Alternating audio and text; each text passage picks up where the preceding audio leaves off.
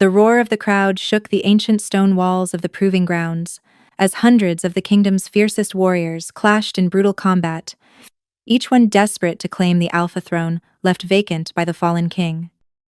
Meanwhile, in the shadowed corner of the medical tent, Senna knelt over a blood-soaked table, her hands working frantically to stitch a gash across a warrior's chest. She had no lineage to boast, no combat prowess to display. She was merely a field medic from the conquered northern territories, destined only to mend the broken bodies of those who would never notice her. 2 more hours? Senna muttered under her breath, pressing gauze against the wound. Just 2 more hours until this bloodbath ends. The Proving Grounds tournament had been announced 3 weeks ago, immediately following King Aldrich's death in battle. The old king had died without naming a clear successor, and according to ancient law, the throne would be claimed through trial by combat. Hundreds had answered the call. Seasoned generals, noble-born warriors, mercenaries from distant lands, and ambitious upstarts hoping to seize power. Even Cassian, the late king's nephew and former commander of the royal guard, had entered the competition. The tournament had raged for days, and the medical tent had become Senna's entire world, an endless stream of broken bones, torn flesh, and shattered pride. She sat back on her heels, wiping sweat from her brow with the back of her hand, leaving a smear of someone else's blood across her copper skin. Her dark eyes traveled beyond the tent's opening to where the final 16 competitors were preparing for the next round. Among them stood Cassian, the favorite to win, a man whose reputation on the battlefield was matched only by his reputation in the bedchambers of half the noble houses in the kingdom. As if sensing her gaze, Cassian's steel-gray eyes suddenly locked with hers across the crowded grounds, and he offered that infuriating half-smile that made half the kingdom swoon. Senna scowled in response, and returned her attention to bandaging her patient. She was entirely immune to his charms. Or more importantly, entirely committed to appearing immune to his charms, which was far more achievable. As if being the strongest fighter in 7 kingdoms wasn't enough, Cassian had to be devastatingly attractive too, with his dark hair, sharp jaw, and those damn dimples that appeared when he grinned. Not that Senna noticed such things. She absolutely did not notice the way his laugh seemed to carry over the clash of steel, or how something warm and unwanted stirred in her chest whenever he looked her way. Tonight wasn't just about glory or power, per 5. The Council of Elders had made it clear whoever claimed the Alpha throne would need to unite the fractured kingdom, heal the wounds of recent wars, per stand, and restore stability. They needed a king who was not just a warrior, but a leader. Yet as Senna watched Cassian toy with his current opponent, barely breaking a sweat while the other man struggled to keep up, perhaps, she couldn't help but think that perhaps they needed someone who understood suffering, not just how to inflict it. "Medic!" a voice shouted, snapping her from her thoughts. "We need you at the Western Ring." Senna grabbed her medical kit and ran, leaving behind the blood-stained tent and the unsettling feeling that everything was about to change. Senna cursed under her breath as a fighter stumbled backward, nearly crushing her supply cart. His scent, sharp with aggression and testosterone, hit her before his shadow did. "Watch where you're standing, girl," Lord Varric growled, blood dripping from a cut above his eye. "To better dodge your incompetence, my lord." "Why else?" Senna replied sweetly, already pressing a clean cloth to his wound. Varric's face darkened with fury. "How dare you speak to past, Lord Varric?" A familiar voice cut through the tension like a blade through silk. "I believe the council is waiting for your next match." Senna didn't need to turn around to know who stood behind her. Cassian's presence was like a physical force, commanding and impossible to ignore. Varric retreated without another word, and Senna would have considered thanking Cassian for the intervention if he hadn't been so insufferably smug about it. "Well, well," Cassian said, stepping into her line of vision with that maddening grin. "Enjoying the tournament, Wildflower?" Senna pointedly ignored him, organizing her medical supplies with unnecessary precision. She hated that nickname. He'd started calling her that 2 years ago when he'd found her collecting medicinal herbs in the palace gardens, and he absolutely knew she despised it. That's why he never stopped. "That cut on your shoulder coming along as you'd hoped?" Cassian persisted, leaning against her supply table. As Senna continued her silence, She saw movement from the corner of her eye. The next thing she knew, Cassian had deliberately knocked over a bottle of antiseptic, the precious liquid pooling across her work surface. "Oh, how clumsy of me," he said with zero remorse in his voice. "Don't you have people to pummel?" Senna finally snapped. "Like the dozens of warriors who traveled across the continent just to lose to you? They're just not as entertaining as you," Cassian protested. "Besides, I can hardly ask them to stitch me up with such gentle hands, can I? Yet you can hardly keep those hands to yourself around every noble woman in the kingdom," Senna muttered, immediately regretting the words. His eyes gleamed with interest. "And does that bother you, Wildflower, Prophet? The only thing that bothers me is having to waste supplies on your reckless fighting style," she said instead, gesturing to the fresh bandage on his ribs from yesterday's match. "For someone who claims to hate watching me fight, you certainly pay close attention to every move I make," Cassian teased. "One might think you were worried about me." Senna flushed hot with embarrassment and anger. "I watch everyone fight. It's my job to anticipate injuries." "Commander Cassian," a voice interrupted. Lady Mirelle, from the western courts, appeared at his side, practically thrusting a water flask into his hands. Quote, "Please, allow me to bring you refreshment before your next match." Senna gaped at the woman, shocked by her utter lack of dignity. Cassian had ended whatever brief dalliance they'd shared months ago. Yet here she was, fawning over him like nothing had happened. Senna would never debase herself like that for any man, potential alpha king or not. "Wildflower," Cassian said, his eyes never leaving Senna's face as he accepted the flask. "Could you fetch me some of that willow bark tea? The one you make for pain?"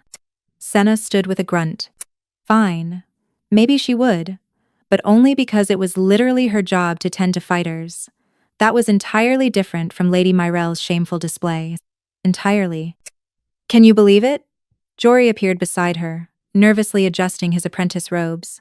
He was the youngest medic on staff, barely 18 and perpetually anxious. "Our next Alpha King being chosen tonight. Through combat, no less." "I really can't," Senna admitted, grinding the willow bark with more force than necessary. "Oh, aren't you even a little excited?" Jory nudged her. "Think of it a coronation, celebrations throughout the kingdom." Senna snorted. "That man can't keep his attention on anything for more than a few days. He's not about to lead a kingdom for a lifetime. Look at him, already sparring with someone new," she added, watching as Cassian engaged with his next opponent. "If you ask me, he only does it because he knows you're watching." The words came from Leora, the head healer's assistant, who had slipped in beside them with her usual knowing smile. "He does it because he's an arrogant warrior who needs everyone's worship," Senna shot back. She'd long ago realized that her indifference was the only thing keeping Cassian's attention. If she ever melted under that intense gaze like the others, he'd move on in an instant. And that was exactly what she should want, to be free of his irritating presence and foolish daydreams. And yet, when his eyes found hers across the grounds between matches, Senna knew she'd never stop challenging him. She couldn't bear the thought of those eyes never seeking hers again. 3 fighters left. Meles, the tournament master, announced as the sun began to set over the proving grounds. His voice carried across the bloodied arena through amplification crystals. "Commander Cassian, Commander Dren of the Eastern Legions, and Sir Gavril of House Thornwick. The final trial begins at nightfall." The final trial begins at nightfall. Senna watched from the medical tent as the 3 remaining competitors were led to separate preparation chambers. Protocol demanded a brief rest period before the ultimate challenge, a 3-way combat that would determine the next Alpha King. Something felt wrong. She couldn't place it exactly, but her instincts honed through years of reading bodies and detecting illness were screaming warnings. The air itself felt charged, heavy with more than just anticipation. "Senna," Jory called nervously. "Commander Cassian is requesting medical clearance before the final match. Standard protocol." She found Cassian in the fighter's preparation room, stripped to the waist, his torso a canvas of fresh bruises and half-healed cuts from the tournament. But something in his movements caught her attention, a slight tremor in his hands as he reached for his waterskin. A glassiness to his eyes that hadn't been there an hour ago. "Cassian," she said, using his name instead of a title for the first time in months. He looked up, surprise flickering across his face. How do you feel? Quote, ready to claim a throne, he said with his usual confidence, but his smile didn't quite reach his eyes. Senna stepped closer, her healer's instincts overriding everything else. You're sweating, but your skin is cold. When did this start? Power. It's nothing. Just, his words slurred slightly. Just nervous, I suppose. You're never nervous, Senna stated flatly. She grabbed his wrist, feeling for his pulse. Too fast. Too erratic. What did you eat? Drink? Who gave it to you? Wildflower. I'm fine, Cassian swayed, catching himself against the wall. His water skin slipped from suddenly limp fingers, clattering to the stone floor. Cassian. Senna lunged forward, but she wasn't fast enough. He collapsed, and she barely managed to guide his fall, cushioning his head as they both went down. His weight drove her to her knees, his body going terrifyingly limp against hers. Stay with me, she whispered, cradling his head in her lap, her fingers instinctively checking his pulse, his breathing. Please, Cassian, stay with me. For a heartbeat, his gray eyes cleared. He looked up at her face with something like wonder, his hand lifting as if to touch her cheek. Then his arm fell, and his eyes rolled back. Healer! Senna screamed, her voice cracking with terror. Lyora! Jory! Anyone! The preparation chamber erupted into chaos. Guards rushed in. Tournament officials shouted conflicting orders, and someone was screaming about assassins and poison. Pade, back away from Commander Cassian, a guard commanded, reaching for Senna's arm. Don't be stupid, Marcus. It's me, she snapped, not taking her eyes off Cassian's too still face. Sorry, Senna. Captain's orders. Tell Captain Riven where he can shove his orders, she snarled. But more guards were already surrounding them, forming a protective barrier. Through the chaos, Senna heard Melis's voice, booming orders: seal the grounds. No one leaves, summon the council. Competitors protested, nobles demanded answers, and someone was crying about the kingdom falling into chaos. None of it mattered. Senna's gaze stayed fixed on Cassian's face, her heart hammering against her ribs so hard she thought it might shatter. Her grandmother's training echoed in her mind. Observe, assess, act. She pressed 2 fingers to his neck, steady pulse, thank the gods. His forehead was cool but not dangerously so. No discoloration in his lips or under his nails. His breathing was even almost peaceful. He wasn't dying, he was sleeping. But this wasn't natural sleep. The sudden onset, the complete loss of consciousness, the timing right before the final match, this was deliberate. Cassian, she whispered, squeezing his hand. Can you hear me? Squeeze my fingers if you can. Nothing. Leora pushed through the crowd, her experienced eyes immediately scanning Cassian's condition. What happened? He collapsed suddenly, Senna said, her voice steadier than she felt. Disorientation, tremors, then complete loss of consciousness, but his vitals are stable. Too stable. Leora's expression darkened with understanding. This isn't illness. No, Senna agreed grimly. This is magic. As Leora examined Cassian, Senna's eyes caught on the water skin that had fallen from his hand. She ducked past the guards and snatched it up, bringing it to her nose.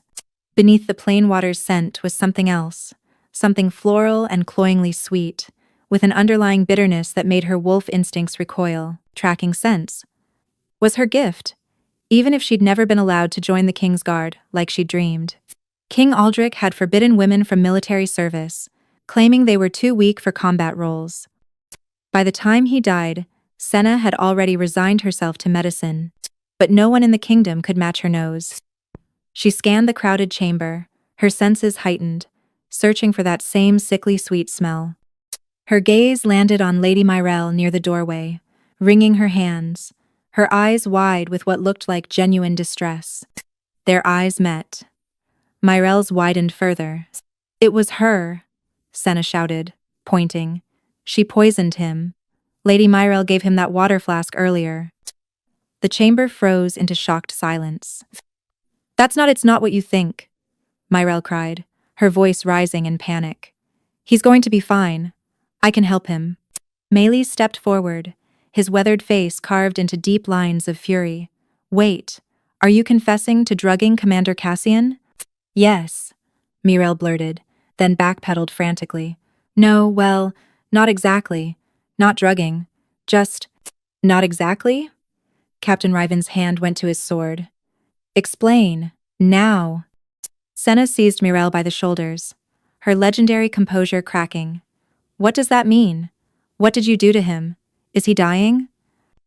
He's sleeping. Leora's calm voice cut through the rising hysteria. The head healer looked up from her examination, her face grave. His body shows no signs of distress, no elevated heart rate, no labored breathing, no toxin response. This is enchanted sleep. Enchanted. Senna's mind reeled, quote, You used magic on him? During the tournament for the Alpha Throne? I didn't mean any harm, Mirel insisted, tears streaming down her face. I would never hurt him. I love him. The words hit Senna like a physical blow, sharp and unexpected. Love? She heard herself say, her voice dangerous and low. You drugged him at the most important moment of his life, and you call that love? My intentions were pure, Mirel protested, her voice taking on a desperate edge. Driven only by the deepest devotion. The very idea that this woman could speak of love after what she'd done made Senna's wolf want to tear through the tent and into the night, screaming. All right, Malus interrupted, stepping between them before Senna could do something she'd regret. Par. Lady Mirel, perhaps you could explain why you administered an enchanted sleeping spell to the tournament's leading competitor? Mirel lowered her gaze, her tears catching in the torchlight. It's not exactly a sleeping spell, she said softly. Senna lunged forward, fingers curled into claws, but Captain Riven caught her around the waist. It's a bonding spell, Mirel added hastily. Another beat of silence, then an explosion of voices. A bonding spell? That's illegal. She's trying to force a mate bond with Commander Cassian. The last accusation came from Commander Dren, who pointed at Mirel with the outrage of a competitor who just realized he might win by default. Everyone shut up! Senna roared, her voice carrying the commanding tone of someone who'd spent years managing chaos in field hospitals during wartime. Surprisingly, the room fell silent. You. Senna snapped her fingers at Meles. Get the council's mage advisor here immediately. We need to know exactly what spell was used and how to counter it. I can tell you right now. Mirel jumped in eagerly. Varsity to you, Senna. Cut her off, pointing to Captain Riven. I want a full investigation into how someone smuggled illegal magic into a royal tournament under your supposedly watchful eyes. The captain nodded, looking appropriately chastened. Shouldn't we put someone more qualified in charge? Lord Varric interjected from the back of the crowd, eyeing Senna with obvious disdain. She's just a medic from conquered territories. Approving murmurs rippled through some of the nobles. Senna approached Varric slowly, her wolf senses detecting the spike in his heartbeat that indicated nervousness despite his bold words. Did you help Lady Mirel harm Commander Cassian? She asked, meeting his gaze directly. What? Of course not. Then why is your pulse racing? Senna interrupted, crossing her arms. Varric swallowed visibly. I merely meant that surely Commander Cassian would prefer someone of proper station to handle his affairs. You'd be surprised, Jory muttered under his breath. Malus sighed heavily, pulling Senna aside as the crowd's murmurs grew louder. He has a point, he whispered when she approached. Not about your competence. Gods know you're probably the most capable person in this entire grounds. But think of how this looks in front of the other competitors, the noble houses, the foreign delegations. You're not nobility. You're not part of the tournament structure. We have enough of a crisis without adding fuel to political fires. Senna clenched her jaw, hating that he was right. This was already unprecedented. A tournament interrupted. The leading competitor incapacitated. Accusations of magical interference.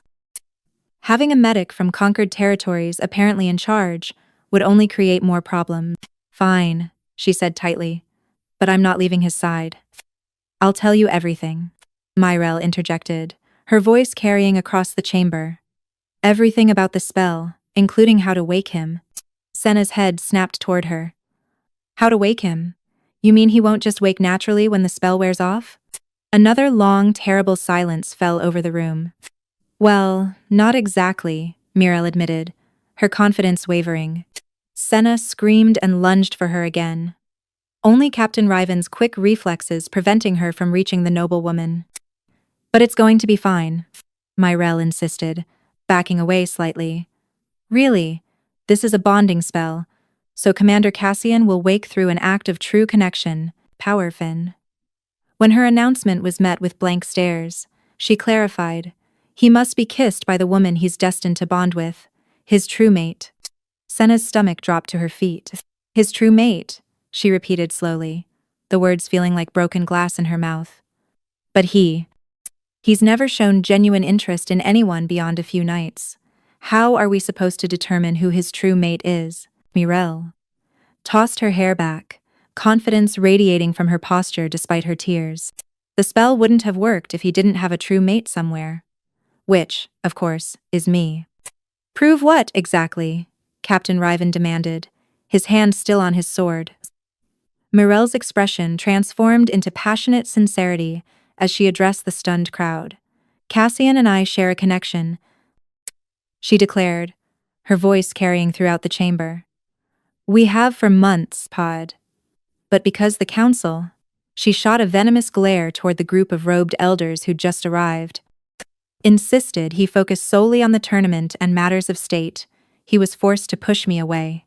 That's not what happened, one of the council members began. I did this, Mirelle interrupted, to prove to him and to all of you the truth of our bond. Surely you can't expect him to take the throne without his true mate by his side. Magic doesn't lie. The chamber erupted into chaos once more. Meanwhile, Senna stood frozen, a cold dread spreading through her chest.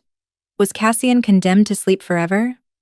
And even if he wasn't, what if Myrelle was right? What if he did care for her and had simply hidden it due to political pressure? As people parted to let Myrelle approach Cassian's unconscious form, Senna felt her heart constrict with an entirely different fear. What if this worked? Everyone, please, Mylus called for order. Let us see if Lady Myrelle speaks truth. The entire room watched in tense silence as the lady knelt gracefully beside Cassian. She looked like something from a painting, beautiful, noble, perfect. Everything Senna wasn't. My love, Myrelle whispered, loud enough for the front rows to hear. I'll bring you back to us. She bent down and pressed her lips to Cassian's in a careful, sweet kiss. The room held its collective breath as she lingered there, her hand resting on his chest. Slowly, she pulled back, her expression expectant. But Cassian remained motionless, his breathing unchanged, his eyes closed in enchanted sleep. Myrelle frowned, doubt flickering across her features. Perhaps you need to put more emotion into it, suggested Elder Yara from the council, her ancient voice carrying surprising pragmatism. Myrelle tried again, this time cupping Cassian's face between her palms and kissing him with obvious passion. When she pulled away, he was as deeply asleep as before. A ripple of murmurs passed through the crowd while Senna, who had been holding her breath without realizing it, slowly exhaled. Relief warred with confusion in her chest. If Commander Cassian's mate isn't Lady Myrelle, Malus said slowly, then who is it? Dozens of pairs of eyes turned toward the gathered noblewomen, ladies from various courts, competitors' sisters and daughters, foreign dignitaries. Each one straightened her posture, adjusted her hair, checked her appearance. This was going to be a very long night. The preparation chamber had transformed from a warrior's sanctuary into a bizarre spectacle. Cassian had been moved to a cushioned pallet, and Senna stood at his side, self-appointed guardian and unofficial coordinator of what had become the most humiliating event she'd ever witnessed. Power. Lady Helena of the Southern Isles will attempt first, Malus announced, consulting a hastily compiled list. Senna narrowed her eyes at the approaching blonde. This is absurd, she muttered. She's never even spoken a word to Cassian. It's Commander Cassian to you, Malus corrected automatically. And how would you know who he has or hasn't been acquainted with, Crodes? I know everyone he's been acquainted with, Senna replied, crossing her arms defensively. Over the years, she'd created an intricate intelligence network within the palace. Jory told her who Cassian trained with. The kitchen staff reported who he dined with. The servants whispered about who caught his eye. She'd even befriended the keeper of the royal correspondence. The keeper of correspondence lets you do what? Maela spluttered. It's for his own good, Senna replied, her attention already shifting to a noblewoman with auburn hair attempting to cut ahead in line. Back of the line, Isolde. He doesn't like you. As the First Lady approached, Senna's mind raced through her mental catalogue of Cassian's romantic history. What if one of them actually was his true mate? What if the spell worked, and she had to watch him wake up and smile at someone else? Whoa, whoa, whoa. Senna intervened as the lady, kneeling beside Cassian, reached for his hand with both of hers. You're meant to kiss him, not dislocate his shoulder. I'm just… Hands to yourself, Senna snapped. Bad enough that he'd been involved with half these women when conscious and willing. Watching them take liberties, while he lay helpless, made her want to bare her teeth and growl. As the lady leaned forward toward Cassian's lips, Senna added sharply, on the cheek. The lady paused. I thought, on the cheek, Senna repeated firmly. No one gave you permission to share saliva with him. The woman lowered her mouth toward Cassian's face. For 3 seconds, not more, Senna added, as the lady's lips made contact with his skin. For the love of the lady, exclaimed, pulling back in frustration. Time's up, Senna said, practically hauling her away. Oh, and look at that, he's still asleep. What a pity. Next. Prakli Rada's lives and ours. And so it continued, lady after lady, noblewoman after noblewoman. With each woman who bent over Cassian, Senna's control frayed further. No touching his hair, she barked as a duchess's fingers drifted too close to his dark locks. The panic was driving her mad. What if they never found the right woman? What if Cassian remained in this enchanted sleep forever? Or worse, what if Cassian's heart belonged to someone they hadn't considered? A memory surfaced. One Senna hated remembering. A conversation she'd overheard 3 years ago, between Cassian and King Aldrich. She'd been bringing medical supplies to the king's private quarters, when raised voices from the study made her pause. Is this a joke? King Aldrich had demanded. A common girl from conquered territories with no noble blood, no political value, no strategic advantage? I am Mariety. So did he stay, and he will say. There is nothing common about her, Cassian had replied, his voice raw with emotion Senna had never heard before. She's brilliant, compassionate, stronger than half my warriors, quote. She's a healer, the king had interrupted with disgust. Not even a proper wolf warrior. Just someone who patches up the wounded. She means everything to me, Cassian had said, and his tone he'd been serious then. Senna had known just from that tone, and it had pierced her heart. Because everyone in the palace knew about Cassian's relationship with Bryn, a beautiful apprentice healer who'd worked in the medical tents during the northern campaigns. You're an embarrassment, King Aldrich had snapped, and I swear, if you don't abandon this foolish notion of bonding with her, I'll have her transferred to the remotest outpost in the kingdom, where you'll never see her again. Shortly after that overheard conversation, Bryn had been sent to the eastern mountain fortress, and Cassian had changed. His easy confidence had hardened into something more reckless. His focused determination had taken on an edge of cynicism, and he'd begun bringing home a parade of noble women, none lasting more than a week. What if all this time, all these women, had just been his attempt to forget about her, about Bryn? That's the last one, Maelys announced, checking his list as the final noblewoman stepped away from Cassian. Every eligible woman present has attempted to wake Commander Cassian. A heavy silence fell over the chamber, as all eyes turned to Cassian, who remained as peacefully asleep as before. Well, what do we do now? Someone asked. Senna's throat tightened. I think, she said slowly, forcing the words out, I might know who his true mate is. Several heads turned her way. Finally, Captain Riven sighed in relief. I was wondering when you'd… I think it's Bryn, Senna said, the name tasting like ash in her mouth. The healer who served during the northern campaigns 3 years ago, Power and Harity. The council members exchanged uncomfortable glances, clearly remembering the incident. It's worth trying, Maelys said finally. We can send riders to the eastern mountain fortress immediately. Senna nodded, her heart like lead in her chest. I'll draft the message myself. If bringing Bryn back meant saving Cassian, then she would do it, even if it destroyed her in the process. The wait was excruciating. Senna refused to leave the preparation chamber, maintaining a vigil beside Cassian's unconscious form, while the tournament grounds buzzed with speculation and chaos. Council. The council had postponed the final match indefinitely. The other two competitors, Commander Dren and Sir Gavril, were being held in comfortable quarters but essentially under guard until the situation resolved. 12 hours after the riders departed, they returned with Bryn. Senna watched from her position beside Cassian as the healer entered, escorted by guards and council members. Bryn was still pretty in that delicate, ethereal way. Silver blonde hair, pale blue eyes, graceful movements. Everything Senna wasn't. "Thank you for coming so quickly," Malis said formally. Bryn's eyes swept the chamber before landing on Cassian's still form, and something like genuine concern crossed her face. What happened to him? Senna found herself explaining the situation, the bonding spell, the requirement for a true mate's kiss, why they'd thought of her. Me? Bryn looked genuinely shocked. You think I'm his true mate? We have reason to believe Commander Cassian had strong feelings for you, Elder Yara said carefully. 3 years ago.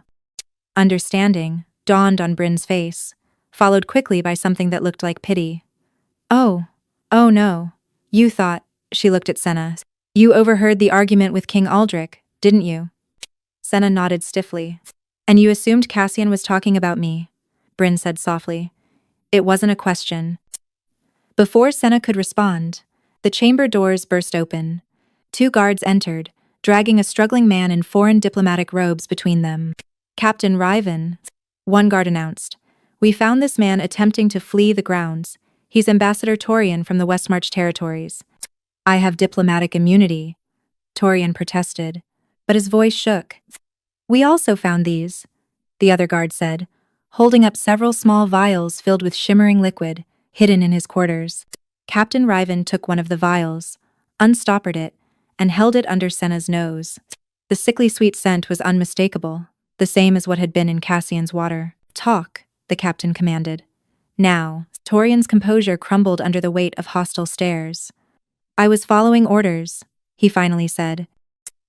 From Princess Katerina of Westmarch.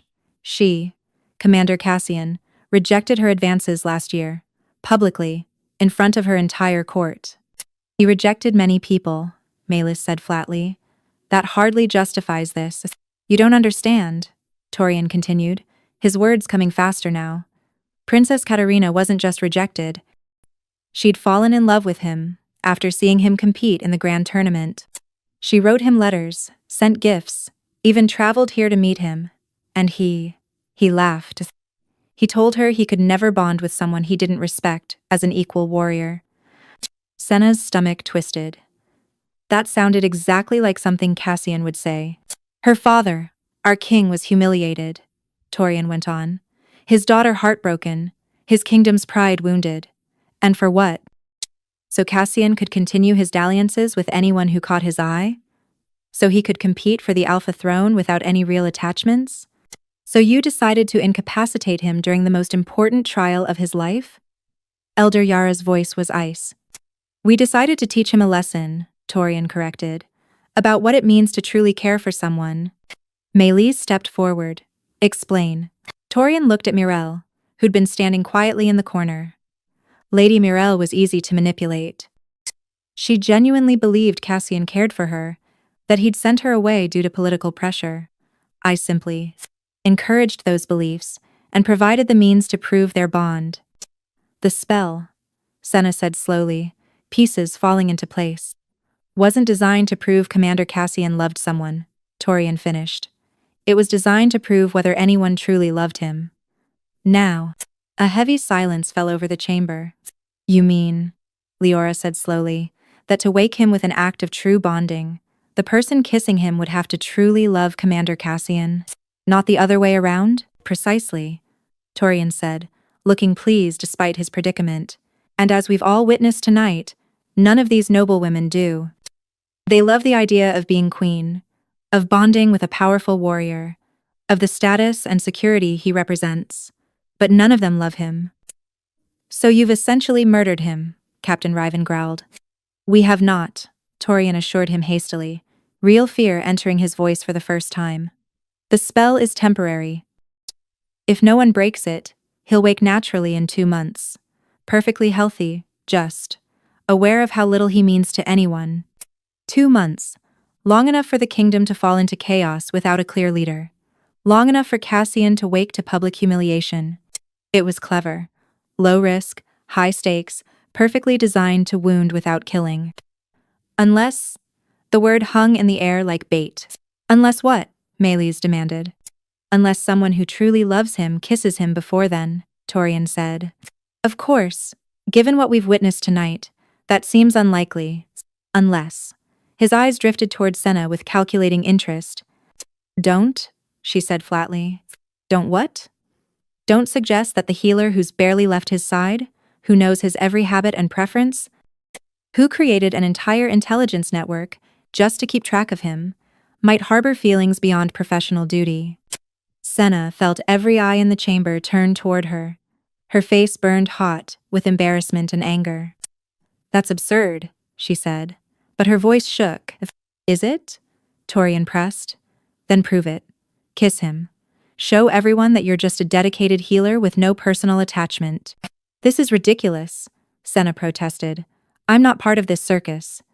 Senna, Bryn said gently, and something in her tone made Senna look at her.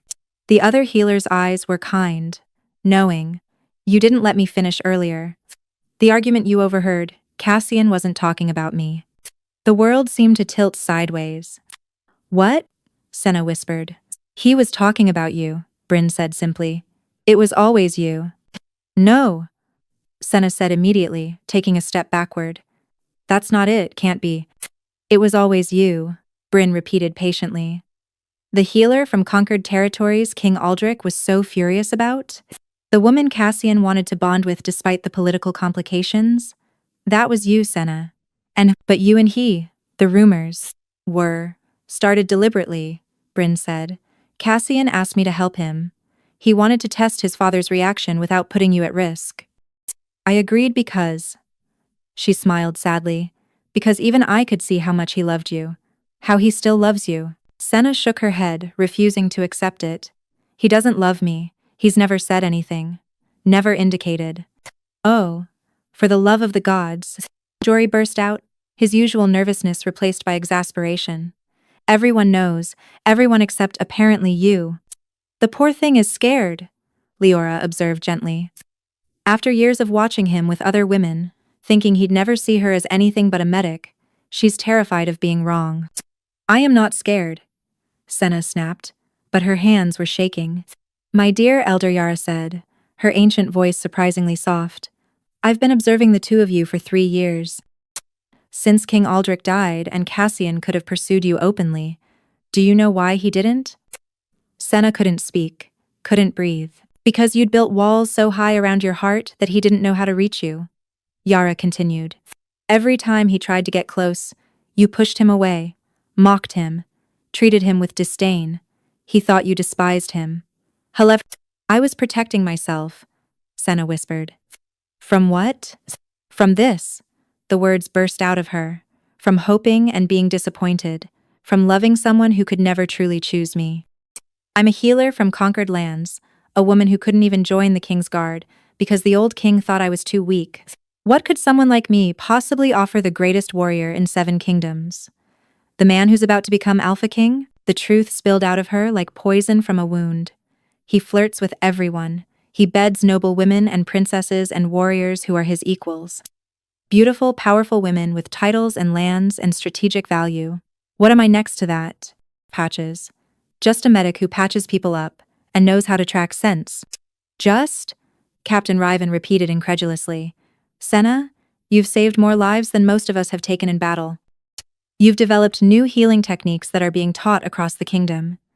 You have the respect of every warrior who's ever been under your care.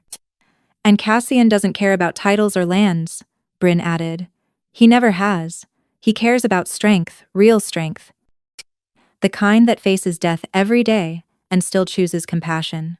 The kind that challenges him and pushes back and refuses to be impressed by his reputation. Senna said, her voice breaking. Why didn't he just tell me? He's the strongest warrior alive. What was stopping him? You were, Melis said bluntly. Every time he tried to be sincere, you mocked him. Every time he sought you out, you pushed him away. Every time he looked at you with something real in his eyes, you turned your back. What was he supposed to think? Senna felt tears burning behind her eyes. I thought he was playing with me, like he played with everyone else.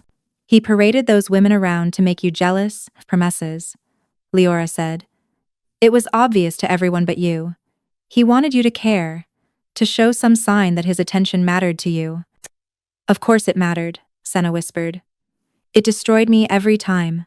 Then kiss him, Elder Yara said simply. If there's even a chance you can save him, why wouldn't you try? Because if she kissed him and it didn't work, then she'd have to face the truth that her love wasn't enough. That even loving him with everything she had couldn't bridge the gap between what she was and what he needed. And if it did work, if she kissed him and he woke up, then everyone would know. Her carefully guarded secret, the feelings she'd hidden for years, would be exposed for all to see. I can't, she said. I can't do this. You can, Jory said firmly. You're the bravest person I know, Senna. You've faced down battlefield wounds that would make most healers faint. You've stood up to nobles and warriors and even King Aldrich himself. You can do this.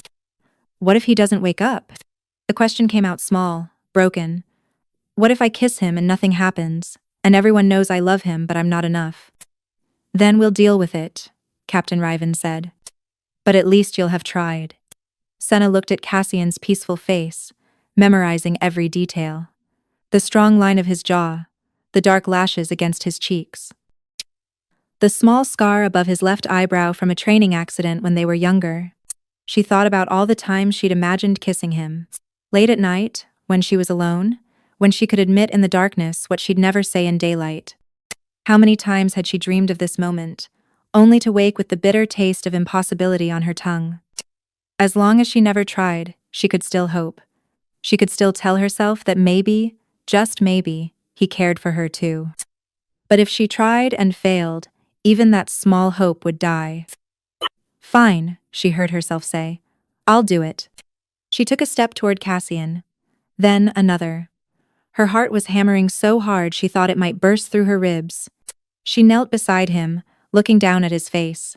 In sleep, he looked younger, vulnerable.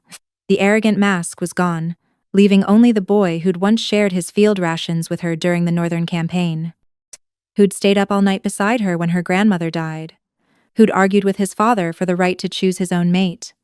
Senna leaned forward, her lips inches from his. The door burst open. Princess Katerina has arrived from Westmarch, a guard announced breathlessly. She's demanding to see Commander Cassian immediately. Senna jerked back from Cassian as if burned, and Captain Riven unleashed a string of curses that would have made even the most hardened warrior blush. Princess Katerina has what? Maelis demanded.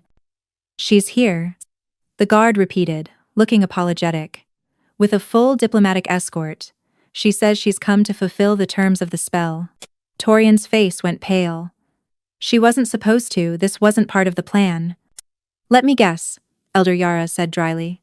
Princess Katerina was supposed to arrive after Cassian woke naturally in 2 months, humiliated and alone, making her generous offer to accept him despite his public embarrassment? The ambassador's silence was answer enough. Well, Senna said, standing abruptly and brushing off her knees with forced brightness. That's convenient timing. Let her in.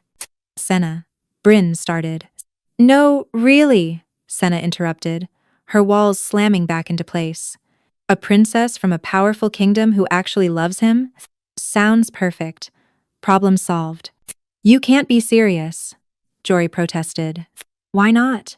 I'm just a medic. This is clearly above my station. The bitterness in her voice was impossible to hide.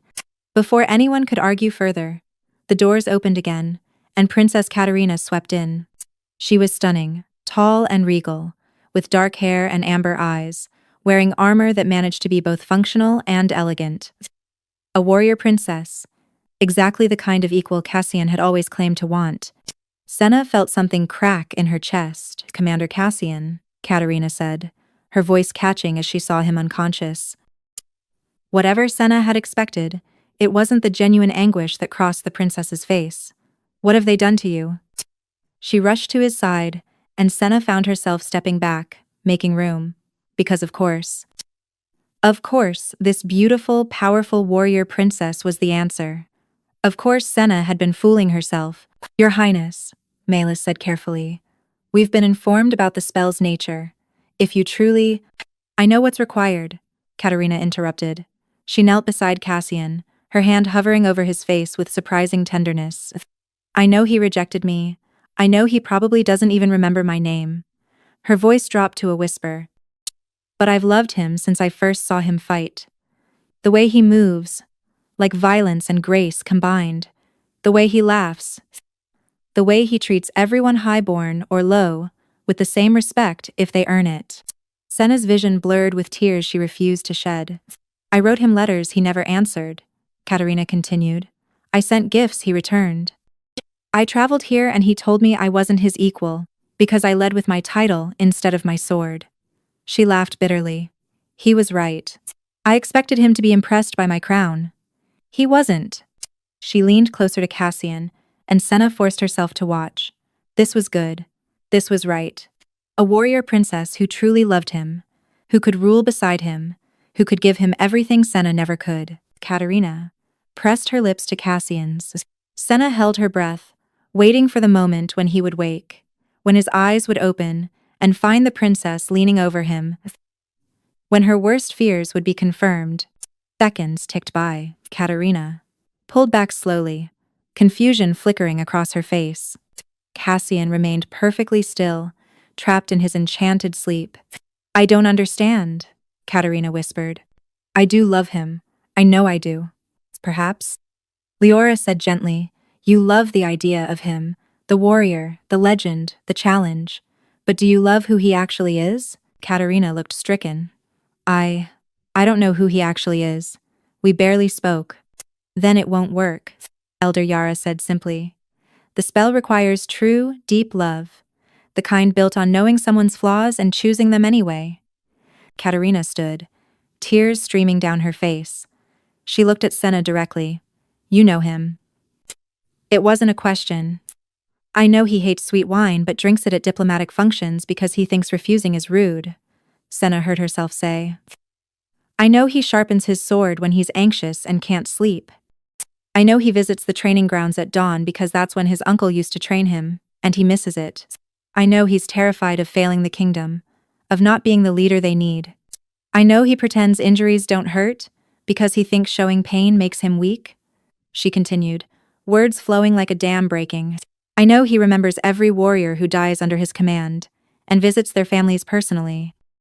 I know he learned field medicine because he couldn't stand feeling helpless when people he cared about were wounded. Senna looked at Cassian's sleeping face. I know he calls me Wildflower because the first time we met, I had flowers in my hair from gathering herbs, and he said they suited me better than any crown. I know he drinks the bitter willow bark tea I make, even though he hates it because he knows I worry about his old injuries. Her voice broke. I know he argued with his uncle about me, that he was willing to give up everything, the throne, his position, everything because he thought I was worth it. And I know I've spent 3 years pushing him away because I was too scared to believe any of that was real. The chamber had gone completely silent. So yes, Senna said, meeting Katerina's eyes. I know him, and I love him, and I've wasted so much time being afraid. She turned back to Cassian, no longer caring who was watching. She'd already exposed everything. What did she have left to lose? I love you, she whispered, kneeling beside him and cradling his face in her hands. I've loved you since you stayed with me through the night watch during the plague outbreak, since you made me laugh during the worst battle of the war, since you looked at me like I was the only person in the world who mattered. She leaned down, pressing her forehead to his. I love you, and I'm sorry I was too scared to say it. I'm sorry I pushed you away. I'm sorry for every moment I wasted. And then she kissed him. It wasn't like the other kisses she'd witnessed tonight, hesitant and uncertain. This was desperate and honest, and full of 3 years of longing and fear and hope.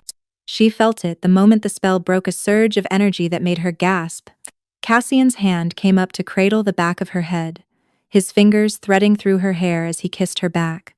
His eyes opened, gray and clear and full of wonder. "Wildflower," he breathed against her lips. Senna pulled back slightly, barely able to believe it. "You're awake." "Because of you," he said, his voice rough with sleep and emotion. His hand cupped her cheek, thumb brushing away tears she hadn't realized were falling. "Always because of you." Around them, the chamber erupted in noise, cheers, and exclamations, and probably a lot of political discussions she should care about. But all Senna could see was Cassian, awake and alive and looking at her like she'd hung the stars. "I love you too," he said. "In case that wasn't clear, I've loved you for 3 years, longer probably. And I'm going to keep loving you whether you want me to or not."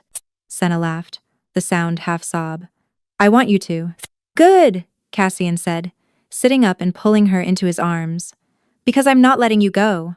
Not ever.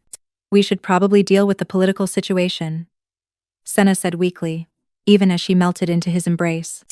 "In a minute," Cassian murmured against her hair.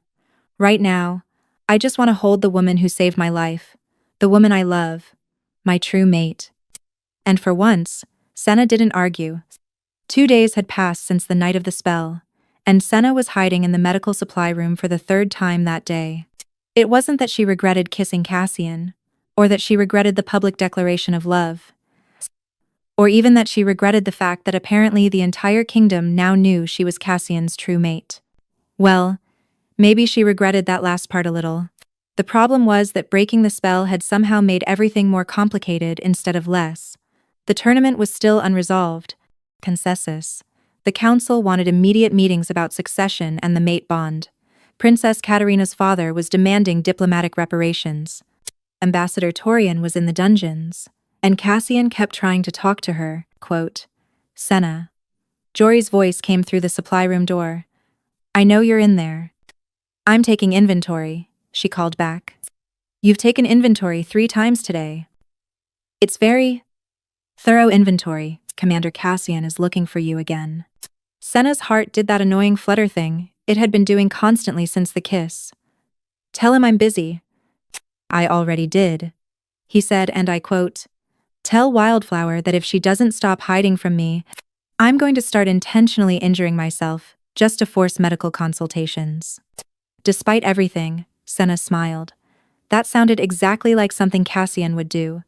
"Fine," she sighed, emerging from the supply room. "Where is he?" "The council chamber. They're discussing the tournament resolution." Senna's stomach sank. Right, because beyond everything else, there was still the matter of the Alpha Throne. The council chamber was filled with the kingdom's most important people. The Elder Council, high-ranking warriors, noble representatives, and the 2 other tournament finalists. Cassian stood at the center, looking every inch the leader he was born to be. His eyes found hers the moment she entered, and his entire expression softened. Senna tried to slip into an inconspicuous position along the wall, but Cassian had other ideas. "Senna," he said, his voice carrying across the chamber. "Come here." Every eye turned to her. She considered refusing, but the look on his face made her move forward despite her reluctance. "We were just discussing the tournament's conclusion," Elder Yara said, her ancient eyes twinkling with amusement. "Given the unusual circumstances, the spell interference invalidates the tournament," Commander Dren said firmly. "We should start over." "That would take weeks," Sir Gavril protested. "The kingdom needs a leader now." Commander Cassian was clearly winning before the interference. Another council member pointed out. "Perhaps we should simply declare him the victor. That sets a dangerous precedent," someone else argued. The debate raged on, and Senna found herself tensing with each argument. Cassian's hand found hers, his fingers lacing through hers with surprising gentleness for someone who could crush stones with his bare hands. Quote, "What do you think?" he murmured, low enough that only she could hear. "Me? I'm just a—" "Don't," he interrupted, his voice sharp. "Don't say you're just anything. Your opinion matters. To me, it always matters." Senna looked up at him, at this warrior who could have anyone who was about to become Alpha King, who'd just spent 2 days trying to talk to her while she hid in supply closets. I think, she said slowly, that you don't need a tournament to prove you're the best leader. Everyone already knows it. You just need to prove you want it. Cassian smiled, that real smile that made her heart stutter. He turned to the council. I want to make a statement, he announced, his voice carrying the authority of someone born to command. The chamber fell silent. I'll withdraw from the tournament, Cassian said. Chaos erupted immediately. Shouts of protest, confusion, anger. Senna gripped his hand tighter, her eyes wide. What are you doing? She whispered urgently. Trust me, he murmured back. Let him speak. Elder Yara's voice cut through the noise. I'll withdraw from the tournament, Cassian repeated, on one condition, that the selection process be reformed to include trials beyond just combat, leadership, strategy, diplomacy, wisdom, and that when a new alpha is chosen, whether it's me or someone else, they be allowed to select their mate based on love, not political advantage. He looked directly at Senna.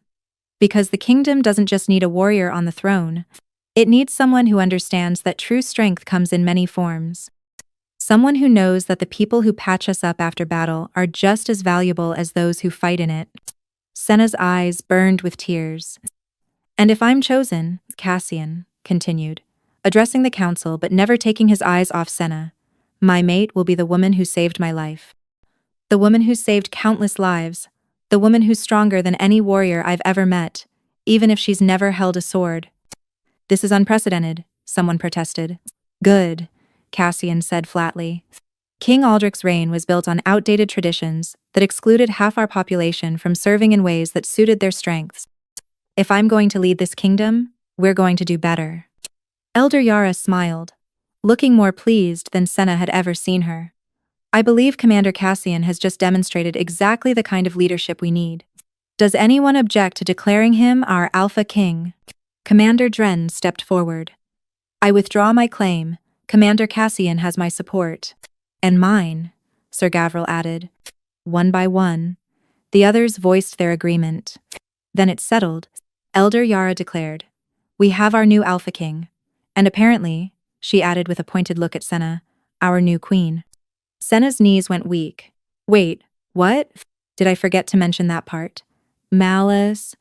Cassian asked innocently, though his eyes danced with mischief. Sorry, Wildflower. You're stuck with me now. After the council session, Cassian practically dragged Senna to the royal gardens, away from prying eyes and political discussions. Pertwere. We need to talk, he said firmly. Persis. You just made me a queen in front of the entire council without asking. Senna shot back. I think we're past talking.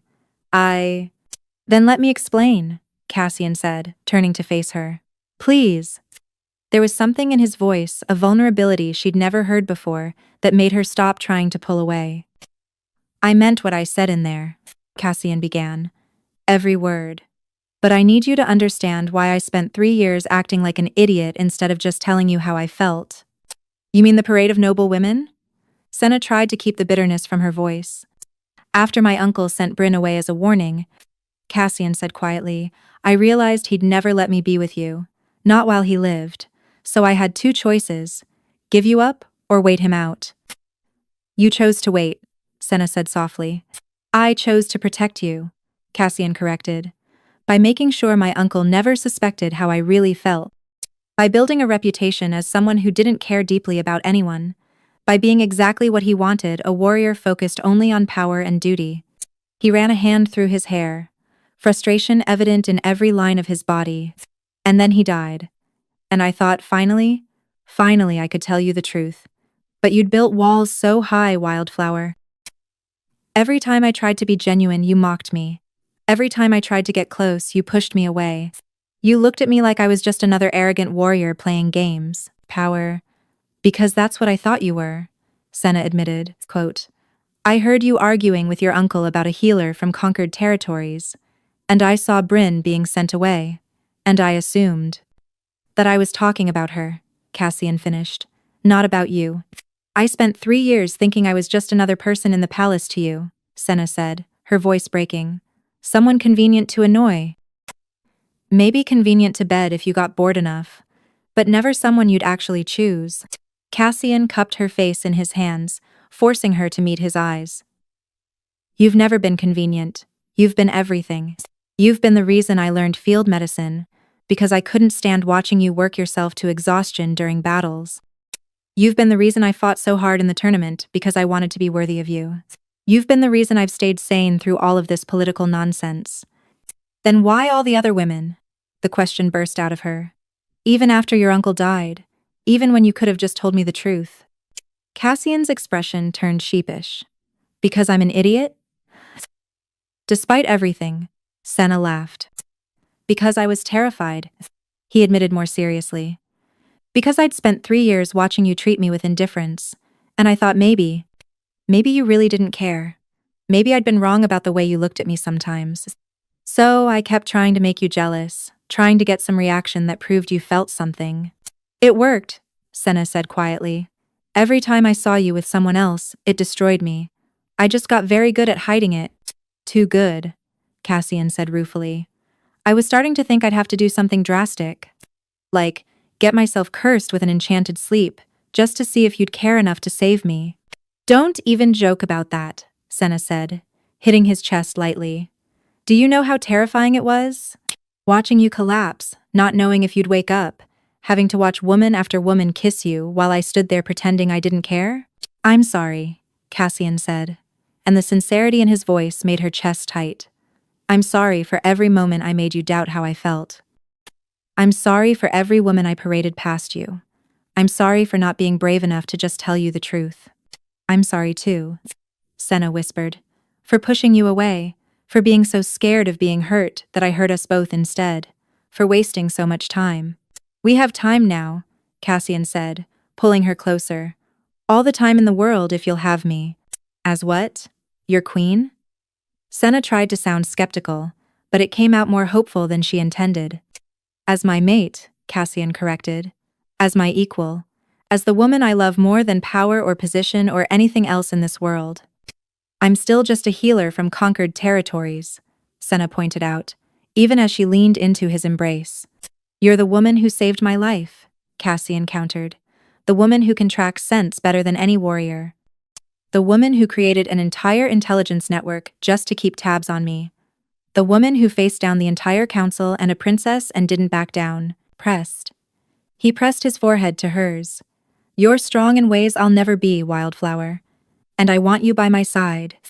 Not behind me, not beneath me, beside me. Even though I can't fight like a warrior, you fight every day, Cassian said fiercely. Against death, against disease, against hopelessness. You save lives while warriors like me take them. You're exactly the kind of strength this kingdom needs.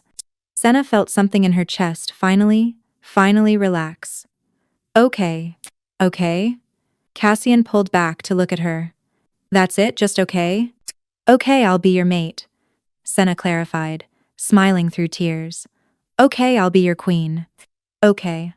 I'll stand beside you and probably argue with you about everything and definitely make you drink terrible-tasting medicinal tea. Cassian's laugh was pure joy.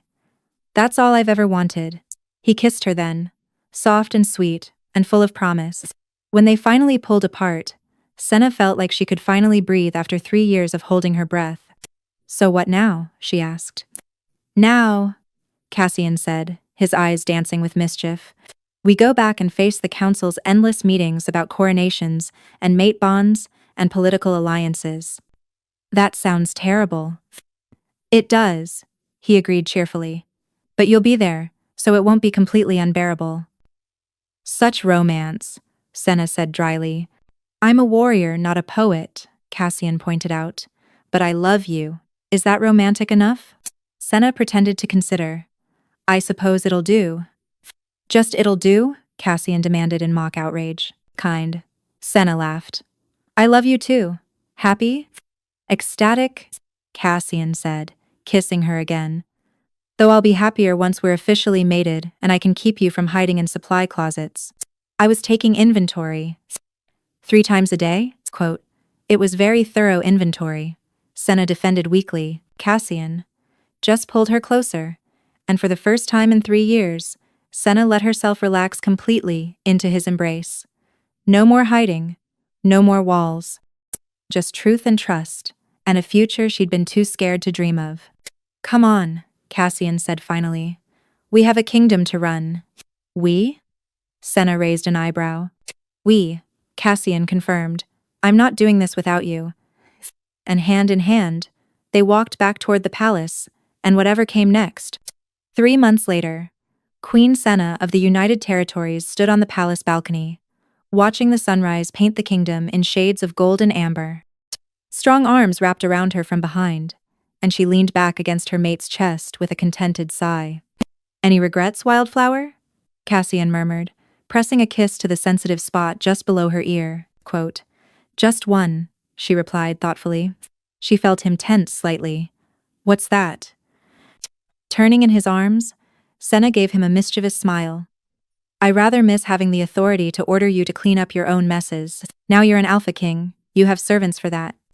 Cassian laughed, the sound rich and warm and filled with joy, as if being queen has stopped you from ordering me around. True, she conceded, rising on her toes to brush her lips against his. Some things never change. And some things, he whispered, pulling her closer, change for the better. As their lips met again, Senna silently agreed. The past 3 months had been a whirlwind, a coronation ceremony, where she'd officially been named not just queen but also royal chief healer, establishing new protocols for medical training, reforming the guard to include women in all positions based on merit, navigating diplomatic relationships with kingdoms who weren't sure what to make of a commoner-born queen. It had been exhausting and exhilarating and occasionally terrifying. But through it all, Cassian had been beside her. Not above her or ahead of her, but truly beside her, asking her opinion, valuing her insight, supporting her decisions, even when the council disagreed. What are you thinking about? Cassian asked, pulling back to study her face. About how far we've come, Senna said. 3 months ago, I was hiding in supply closets. Now I'm implementing kingdom-wide medical reforms and apparently attending diplomatic banquets. You hate diplomatic banquets, Cassian observed accurately. I really do, Senna agreed. All that fake politeness and careful conversations. We could skip tonight's banquet, Cassian suggested hopefully. Claim you have urgent medical duties. We cannot skip the banquet honoring Princess Katarina's diplomatic visit, Senna said firmly, even as she was tempted. Especially since she's been remarkably gracious about the whole situation. Indeed, Princess Katarina had surprised everyone by becoming one of Senna's strongest allies. After the spell incident, she'd stayed for several weeks, and she and Senna had developed an unlikely friendship. Katarina admitted she'd learned important lessons about the difference between loving an idea and loving a person, and she was now focused on finding a mate who actually knew and valued her. Fine, Cassian sighed dramatically, but I'm claiming at least 3 dances with you. Only 3? Senna teased. I suppose I could manage 4, maybe 5. Actually, forget it, you're spending the entire evening with me. People will talk. People are always talking, Cassian pointed out. We might as well give them something interesting to discuss. Senna laughed, the sound carrying across the palace gardens. This being able to laugh freely, to tease and be teased, to love openly without fear, was worth every difficult moment, Cassian, she said more seriously. Thank you. For what? For waiting, Senna said. For not giving up when I was too scared to let you in. For arguing with your uncle, even when you thought I'd never know. For seeing me as an equal when I couldn't see it myself, Cassian cupped her face in his hands, his gray eyes intense. You saved my life, Wildflower. Not just with that kiss, but long before. You gave me something to fight for beyond duty and honor. You made me want to be better, to do better. If anything, I should be thanking you. Then I suppose we're even, Senna said softly. Not even close. Cassian disagreed. I plan to spend the rest of my life making sure you know how grateful I am that you finally stopped hiding from me. And I plan to spend the rest of my life making sure you don't get too arrogant about it, Senna countered. Deal, Cassian said, sealing it with a kiss. From below, they heard Jory's voice calling that the morning council meeting was about to begin. Duty calls. Senna sighed. It does. Cassian agreed, but he didn't release her. One more minute. Senna smiled against his chest. One more minute, paced. They stood there together as the sun rose higher, two people from completely different worlds who'd found their way to each other despite every obstacle. A warrior king and a healer queen, united not by politics or duty, but by a love that had survived misunderstanding, fear, and even magic itself. Below them, the kingdom was waking markets, opening, training grounds filling with new recruits, including women. Senna noted with satisfaction. Healers beginning their rounds in the newly expanded medical facilities. A kingdom slowly changing, slowly healing, slowly becoming something better. Ready? Cassian asked finally. Ready, Senna confirmed. Hand in hand, they walked back inside to face whatever challenges the day would bring. Together. As they disappeared through the balcony doors, the sunrise continued its steady climb, painting the kingdom in light and promise and hope for tomorrow. Some things did change for the better after all.